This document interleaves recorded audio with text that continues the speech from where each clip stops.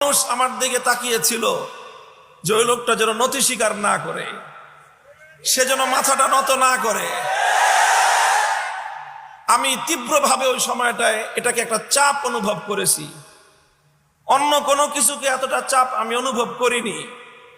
আমার জেল হতে পারে, আমার কঠিন শাস্তি হতে পারে, বড় ধরনের হয়রানির শিকার আমি হতে পারি, এটাকে আমি অত বড় চাপ অনুভব করিনি। আমি যেটাকে চাপ অনুভব করেছি সবচেয়ে বেশি, সেটা হলো এই যে হাজার হাজার ইমানদার, মুখলেস, নিভৃতচারী আল্লাহওয়ালা নারী, পুরুষ, বুজুর্গ, তারা সবাই তাকায় আছে আমার দিকে। তাদের হৃদয়ের কামনা ছিল ও যেন ওর কথা, ওর ভাষা যেন নরম না করে।